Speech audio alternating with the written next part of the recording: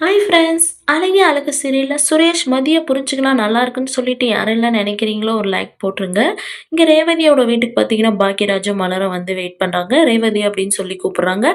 வாண்ணே வாங்க அண்ணி உள்ள வாங்க அப்படின்னு சொல்லி கூப்பிடுறாங்க. அப்ப சுரேஷ் பார்த்தீங்கன்னா, என்னண்ணே இந்த பக்கம் அப்படின்னு சொல்லி கேட்குறாங்க. அதுக்கு ரேவதி பார்த்தீங்கன்னா, இல்லடா அப்பா ஏதோ உன்கிட்ட பேச சொன்னாங்களாம். அண்ணா வரட்டான்னு சொல்லி கேட்டாங்க. அதுதான் அவரு வீட்ல இல்ல வாங்கண்ணே அப்படின்னு சொல்லிட்டு நான் சொன்னேன். அதனால தான் வந்திருக்காங்க அப்படின்றாங்க. அப்ப என்ன 2 பேரும் சேர்ந்து வந்திருக்கீங்க அப்படின்னு சொல்லி கேட்குறாங்க. அதுக்கு மலர் பார்த்தீங்கன்னா, இல்ல பாப்பாவோட ஸ்கூல்ல மீட்டிங் இருக்குன்னு சொல்லிட்டு, நானும் இவரோட சேர்ந்து வந்துட்டேன். சுரேஷு சொல்லிடாத சுரேஷு வீட்ல அப்படின்னு சொல்றாங்க மலரு. அதுக்கு சுரேஷும் பார்த்தீங்கன்னா, இல்ல அண்ணி சொல்ல மாட்டேன் அப்படின்னு சொல்றாங்க. அப்ப பாக்கியராஜ் பார்த்தீங்கன்னா, டேய் சுரேஷ் ரொம்ப அடிபட்டுருச்சாடா? என்னடா எப்புட்றா ஆச்சு அப்படின்னு சொல்லி கேட்குறாங்க. அதுக்கு சுரேஷ் பார்த்தீங்கன்னா, என்னண்ணே ஒரே விஷயத்த எத்தன டைம் தான் சொல்றது? அமைதியா இருண்ணே அப்படின்னு சொல்லி சுரேஷ் சொல்றாங்க. அதுக்கு பாக்கியராஜ், சரிடா ஹாஸ்பிட்டல் போலாமா அப்படின்னு சொல்லி கேட்குறாங்க. அதுக்கு ரேவதி பார்த்தீங்கன்னா, இல்லண்ணே வேண்டாம். அது சின்ன அடி தான் ரெடி ஆயிடும் அப்படின்னு சொல்லிட்டு கேட்குறாங்க.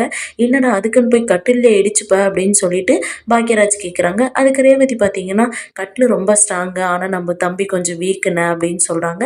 அதுக்கு மலர் பார்த்தீங்கன்னா, என்னத்துக்கு சுரேஷ எல்லாரும் இப்படி கலாய்ச்சுன்னு இருக்கீங்க? எதுக்கு அத பத்தி பேசுறீங்க? விடுங்க அப்படின்னு சொல்லிட்டு சொல்றாங்க. அதுக்கப்புறம் பார்த்தீங்கன்னா, மலர் பார்த்தீங்கன்னா, என்ன சுரேஷு தரையில மட்டும் தான் அடியா? இல்ல வேற எங்கேயாச்சும் அடிபட்டு இருக்கா? என்ன புடிச்சு தள்ளி விட்டாளா? அப்படின்னு சொல்லி கேட்குறாங்க. அதுக்கு பாக்யராஜ் பார்த்தீங்கன்னா, "என்ன மலரு எங்கள பேச வேணான்னு சொல்லிட்டு நீயே கலாய்ச்சுன்னு இருக்க" அப்படின்னு சொல்லிட்டு கேட்குறாங்க. மலர் பார்த்தீங்கன்னா, "சாரி சுரேஷ்" அப்படின்னு சொல்லிட்டு பார்த்தீங்கன்னா அமைதியாயிர்றாங்க.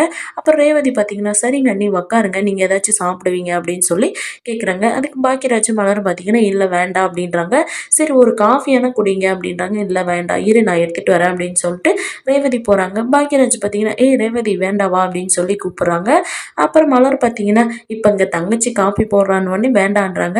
அதே வீட்ல பார்த்தீங்கன்னா, ஒரு 10 காப்பி போடணும். நான் என்ன ஹோட்டலா வச்சிருக்கேன் அப்படின்னு சொல்லிட்டு மலர் கேட்குறாங்க. "என்ன மலர் இப்படியெல்லாம் பேசுற?" அப்படின்றாங்க. ரேவதி பார்த்தீங்கன்னா, "ஆமாண்ணே அண்ணி சொல்றது கரெக்ட் தான்" அப்படின்றாங்க. "என்ன இல்ல ரேவதி அவ என்ன புடிச்சு திட்டிட்டே இருக்கா" அப்படின்னு சொல்லிட்டு பாக்யராஜ் சொல்றாங்க. சுரேஷ் பார்த்தீங்கன்னா, "என்னண்ணே அண்ணி உங்கள திட்டுறாங்களா?" அப்படின்றாங்க. "என்னது திட்டுறாங்களான்னு கேட்குறியா? ரூமுக்குள்ள வச்சு அவங்க பாட்டுக்கு திட்டிட்டே இருக்காங்கடா" அப்படின்னு சொல்லிட்டு பாக்யராஜ் சொல்றாங்க. அதுக்கு மலர் பார்த்தீங்கன்னா, "நான் திட்டுவேன் தான் சுரேஷ. ஆனா புடிச்சு தள்ளியெல்லாம் விடமாட்டேன்" அப்படின்னு சொல்லிட்டு மலர் சொல்றாங்க. "சரி அண்ணா நீங்க எதுக்கு அப்பா என்கிட்ட ஏதோ பேச சொன்னாங்கன்னு சொல்லி வந்தீங்க. என்ன விஷயம்?" அப்படின்னு சொல்லிட்டு சுரேஷ் கேட்குறாங்க.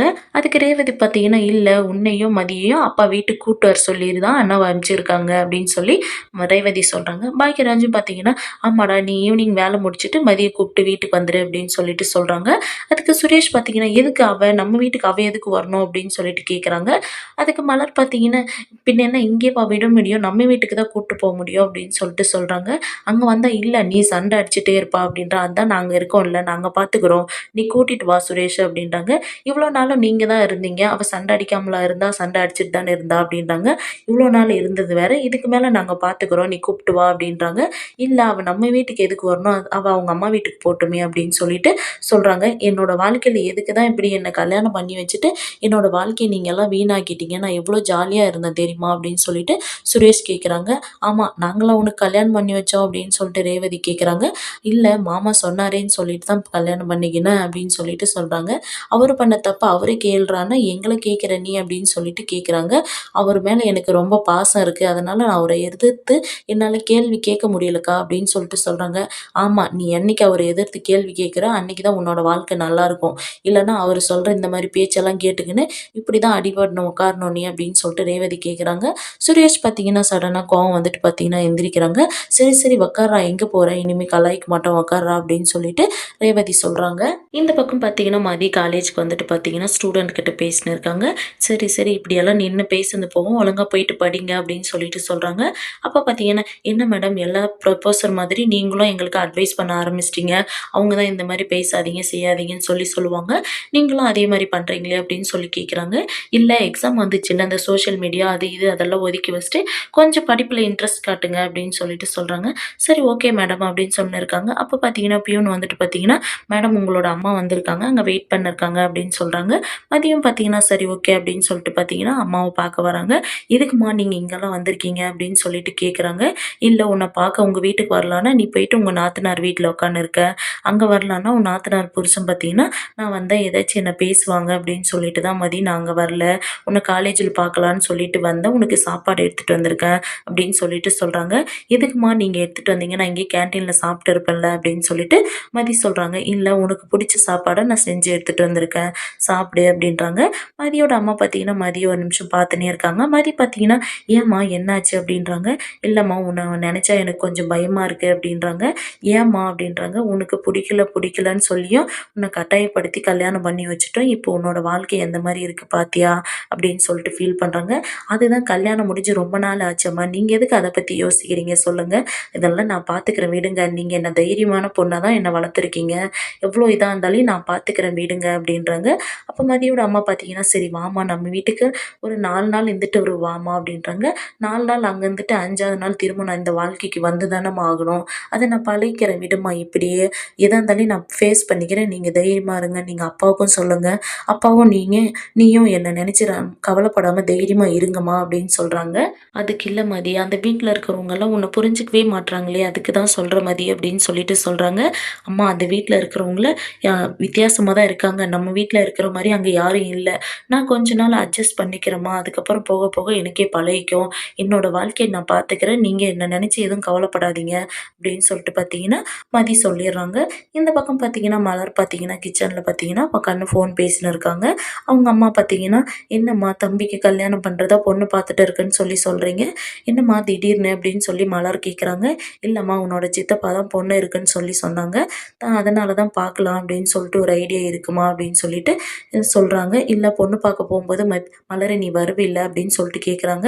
"அதெல்லாம் வருவேன்ம்மா. நான் இல்லாமலயா நீங்க தம்பிக்கு பொண்ணு பார்ப்பீங்க சொல்லுங்க" அப்படின்னு சொல்லி கேட்குறாங்க. "சரி கார்த்திக் ஓகே சொல்ட்டானாம்மா?" அப்படின்னு சொல்லி கேட்குறாங்க. "அவன் இப்ப வேண்டான்னு தான் சொல்றான். அவன் என்ன உன்னோட 1 வருஷம் தானே சின்னவன். அவனுக்கும் கல்யாண வயசு ஆயிடுச்சுல்ல" அப்படின்னு சொல்லிட்டு மலரோட அம்மா சொல்றாங்க. "அது எப்படிம்மா சித்தப்பா நமக்கு பொண்ணு காட்டுறேன்னு சொல்லிட்டு வந்துட்டாரு" அப்படின்னு சொல்லிட்டு கேட்குறாங்க. "அதுதாம்மா தெரியல" அப்படின்னு சொல்லிட்டு சொல்றாங்க. "பொண்ணு என்ன படிச்சிருக்கா?" அப்படின்றாங்க. "டிகிரி முடிச்சுட்டு ஏதோ வேலைக்கு போதாம்மா. என்ன வேலைன்னு தெரியலன்னு சொல்லிட்டு உங்க சித்தப்பா சொன்னாரு" அப்படின்னு சொல்லிட்டு கிச்சனுக்கு வெளிய பார்த்தீங்கன்னா, ராஜலட்சுமி வந்து நின்னு பார்த்தீங்கன்னா, மலர் அவங்க அம்மா கிட்ட பேசின்னு இருக்கிறத பார்த்துட்டு வந்து பார்த்தீங்கன்னா, ராகவன் கிட்ட சொல்றாங்க. "போட்ட வேலையெல்லாம் அப்படி அப்படியே இருக்கு. இவ ஜாலியா உக்காந்து அவங்க அம்மா கிட்ட ஃபோன் பேசின்னு இருக்கா. நான் போய் நின்டு அவள பார்த்தத கூட கண்டுக்காம பார்த்தீங்கன்னா, ஃபோன் பேசிட்டு இருக்கா" அப்படின்னு சொல்லிட்டு பார்த்தீங்கன்னா சொல்றாங்க. கொஞ்ச நேரம் கழிச்சு பார்த்தீங்கன்னா, "மலரே கொஞ்சம் தண்ணி எடுத்துட்டு வா" அப்படின்னு சொல்லி சொல்றாங்க. மலரும் பார்த்தீங்கன்னா, "அம்மா என்னோட அத்தை கூப்பிடுறாங்க. நான் நைட்டுக்கு கால் பண்றேம்மா" அப்படின்னு சொல்லிட்டு பார்த்தீங்கன்னா, ஃபோன வச்சுர்றாங்க. மலரும் பார்த்தீங்கன்னா, தண்ணி எடுத்துட்டு வந்து குடுக்குறாங்க. "யார்கிட்ட ஃபோன் பேசிட்டு இருந்த?" அப்படின்னு சொல்லி கேட்குறாங்க. "அம்மா தான்" அப்படின்றாங்க. "என்ன ஏதோ சந்தோஷமா பேசிட்டு இருந்தீங்க. நல்ல விஷயம் அப்படி இப்படின்னு சொல்லிட்டு இருந்தேன். என்ன விஷயம்?" அப்படின்னு சொல்லி கேட்குறாங்க. "இல்ல தம்பிக்கு பொண்ணு பார்த்துருக்காங்களாம் கல்யாணம் பண்றதுக்காக. அத பத்தி தான் அம்மா சொன்னாங்க. பேசிட்டு இருந்தோம்" அப்படின்றாங்க. அதுக்கு ராகவன் பார்த்தீங்கன்னா, "என்ன உங்க தம்பிக்கு கல்யாணம் பண்ற வயசு ஆயிடுச்சு இப்ப?" அப்படின்னு சொல்லி கேட்குறாங்க. "ஆமாமாம்மா என்னோட 1 வயசு சின்ன பையன் தான். சரி கல்யாணம் பண்ணிடலான்னு சொல்லிட்டு தான் பொண்ணு பார்த்துன்னு இருக்கேன்னு சொல்லி சொன்னாங்க" அப்படின்றாங்க.